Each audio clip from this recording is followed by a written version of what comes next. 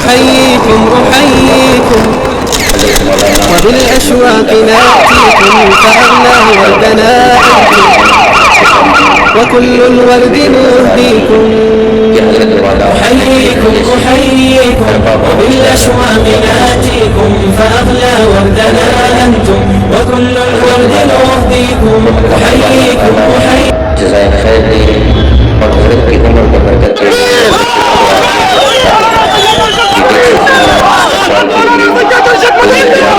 جمع ہوئی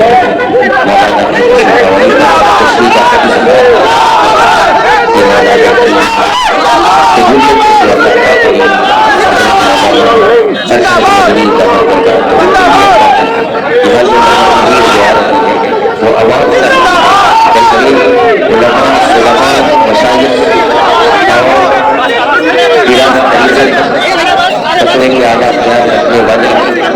اللہ کی ذکر لگانے والے، حدیث کا درس دینے والے، مسجدوں میں بیانات خطبہ دینے والے علماء حضرت مولانا ارشد مدنی کے لیے استقبال کیجیے. یہ ہمارے حافظ قاری یوسف صاحب دامت برکاتہ جو کربا میں خدمت کے لیے طے ہوئے ہیں. ان کے ساتھ ایک اور مولانا ہے جو اللہ تبارک و تعالیٰ ان کے خدمات کو قبول فرمائے. اللہ تعالیٰ ان کی خدمات کو اور یوسف صاحب دامت برکاتہ کے ساتھ اور علماء حفاظ نظر آ رہے ہیں جو حضرت مولانا کے استقبال کے لیے پہنچے ہوئے ہیں. اور بہت ساری عوام لاکھوں کی تعداد میں کربا میں انشاءاللہ جمع ہو گئے ہیں. یہ امت مسلمہ کے لیے خوشی کا دن اور کئی علماء رائے بہت محنت کر رہے ہیں عوام کے لیے بیٹھنے کا انتظام اور عوام کے لیے کرسیوں کا انتظام، اسٹیج کو سنوارنا اور دیگر علماء کرام کے استقبال کے لیے اور ان کے انتظامات جو ہیں وہاں امور کے لیے جمع ہوئے. تو حضرت مولانا ارشد مدنی دامت برکاتہ جو ہمارے ہندوستان کی شان، جو ہمارے لیے ناز کرنے کا مقام ہے کہ اللہ تبارک و تعالیٰ ہندوستان والوں کے لیے مولانا ارشد مدنی جیسے شخص کو عطا فرمائے. بہت کم ملکوں میں ایسے علماء نصیب ہوتے ہیں. حضرت مولانا ارشد مدنی دامت برکاتہ وہ شخص ہیں کئی مظلوموں کو رہا کرائے جیلوں سے، کئی مظلوموں کو رہا کرائے. حضرت مولانا ارشد مدنی وہ شخص ہیں جو غریبوں کا خیال رکھتے ہیں. جہاں بھی طوفان آ جائے، سیلاب آ جائے، جہاں غریب لوگ جو ہے گھر سے بے گھر ہو جائے، حضرت مولانا ارشد مدنی جا کر ان لوگوں کی مدد کرتے ہیں.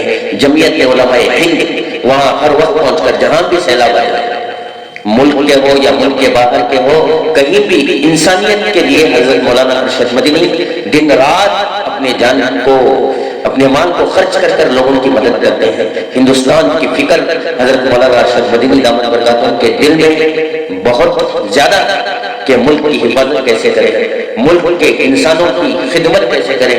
تو حضرت مولانا ارشد مدنی وہ شخص ہے جن کا پورا خاندان دین کی خدمت کرتا تھا، ملک کی خدمت کرتا تھا، اس ملک کے لیے قربانیاں دی کہ ملک کی حفاظت کیسے ہو.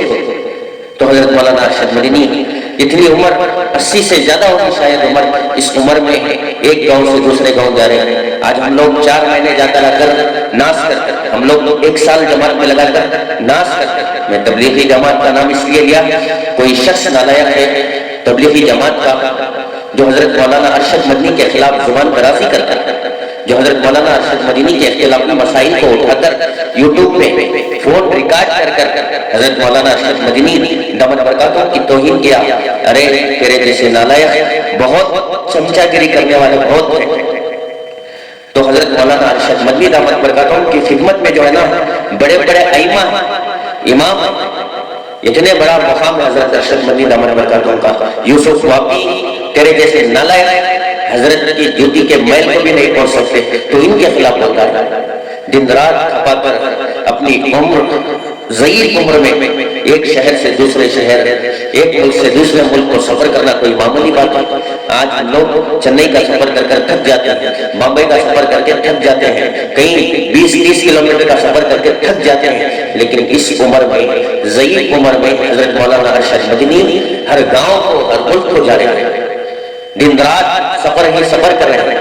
تم جیسے یوسف باقی تیرے جیسے 4 مہینے کی بیعت لے کر گئے 4 مہینے آ کر سست ہو گئے، ایسا نہیں، ہر سال زندگی پوری اللہ کے راستے میں قربان کرنے والے کا نام مولانا ارشد مدنی دامت برکاتہ، جو حضرت مولانا ارشد مدنی کے خلاف زبان بولتا ہے، تیرے اندر ادیب بات کی وہ باس نہیں تو حضرت کے خلاف ہوتا ہے۔ لاکھوں انسانوں کی حفاظت کرنے والے کا نام حضرت مولانا ارشد مدنی، لاکھوں انسانوں کی خدمت کرنے والے کا نام حضرت مولانا ارشد مدنی۔ ان جیسے حضرات کو تو جیسا نالائق زبان پر بھی نام لینے کے لیے وضو کرنا پڑے گا۔ اللہ سے دعا ہے اللہ تبارک و تعالیٰ ایسے جاہلوں کو ہدایت عطا فرمائے۔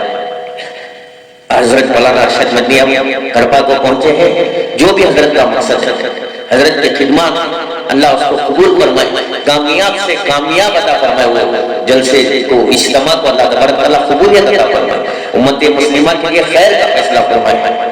ہمارے حافظ بخاری حضرت یوسف صاحب کا برکاتہ، ان کے ساتھیوں کو اللہ تبارک و تعالیٰ جزائے خیر عطا فرمائے، اور کئی ساتھیاں علماء جا کر ہیں کرپے کو، تمام خدمت کرنے والوں کو اللہ تبارک و تعالیٰ جزائے خیر نصیب فرمائے، جمعیت علماء دین کی اللہ تبارک و تعالیٰ حفاظت فرمائے، جمعیت کے جو ساتھ دیتے ہیں، جو حصہ لیتے ہیں، جو خدمات کرتے ہیں، جمعیت سے جو محبت رکھتے ہیں، اللہ تمام کو جزائے خیر عطا فرمائے، ان کی خالی جھولی کو اللہ دامن کو بھرپور رحمتوں سے بھر کر واپس کرے، حضرت مولانا ارشد مدنی کی عمر میں برکت عطا فرمائے۔ اللہ ہمارے لیے خاص نعمت دے کر ہے جن کا نام ارشد مدنی ہے، ان نعمتوں کا اہل ایمان اللہ سے شکر ادا کرنا چاہیے کہ اللہ تبارک و تعالیٰ نے ہم جیسے ایسے علماء عطا فرمائے۔ ایک حدیث کا مفہوم ہے، اللہ کے رسول صلی اللہ علیہ وسلم نے فرمایا میری امت کے علماء بنی اسرائیل کی انبیاء کی طرح، اور حدیث میں آتا ہے علماء جو ہیں انبیاء کے وارث ہیں، یہی انبیاء کے وارث ہیں۔ ارشد مدنی جیسے کو انبیاء کے وارث کہتے ہیں، ارشد مدنی جیسا علم جو بنی اسرائیل کے انبیاء کو ہوتا تھا ایسا علم ہوتا تھا، جیسے کہ اللہ کے نبی صلی اللہ علیہ وسلم نے فرمایا میری امت کے علماء بنی اسرائیل کے انبیاء کی طرح، انبیاء نہیں، اس حدیث کا مفہوم ہے کہ اللہ تعالیٰ اس امت کے علماء کو بنی اسرائیل کے انبیاء کی طرح علم دے دے۔ میں زیادہ تفصیل میں جانا نہیں چاہتا، جیسے کہ امام غزالی رحمۃ اللہ علیہ کا واقعہ مشہور ہے کہ کتنا علم حضرت موسیٰ علیہ السلام خواب میں تعریف کرنے لگے، ہمارے نبی آخری نبی ہیں، ہمارے نبی کے بعد کوئی نبی آنے والے نہیں، تمام انبیاء کے سردار امام ہمارے نبی ہیں، ان کی امت میں ایسے علماء پیدا ہوتے ہیں ضرور علم نبوت کو اپنے سینے میں بساتے ہیں، فکر نبوت کو، جو فکر کی نبوت کی اس فکر کو اپنے سینے میں رکھنے والے کا نام حضرت مولانا ارشد مدنی۔ اللہ تبارک و تعالیٰ دارالعلوم دیوبند اور وہاں کے اساتذہ کو، وہاں کی خدمت کرنے والوں کو خوب جزائے خیر عطا فرمائے، اور حاسدین کو جو حضرت مولانا ارشد مدنی سے جلتے ہیں، جو ان سے حسد رکھتے ہیں، جو ان کے پیٹ پیچھے غیبت کرتے ہیں، اللہ تعالیٰ ان کو ہدایت عطا فرمائے، ان کو بھی نیک توفیق عطا فرمائے، علماء کی قدر کرنے کی توفیق عطا فرمائے۔ اللہ جو ہے ایسے جاہلوں سے امت کی حفاظت فرمائے جو اتنے مصروف آدمی جو امت کے لیے اس بڑھاپے میں ضعیف پن میں شہر شہر گھوم رہے ہیں، امت کا مسئلہ حل ہو جائے، ایسے شخص کے بارے میں زبان کھولیں شرم کی بات ہے۔ اسی لیے آج امت جو ہے پریشان ہے، اسی لیے امت جو ہے بے خسی کا شکار بن رہی ہے، اسی لیے کیونکہ علماء کی عزت نہیں کرتے۔ تمام سے درخواست ہے علماء کی عزت کرتے۔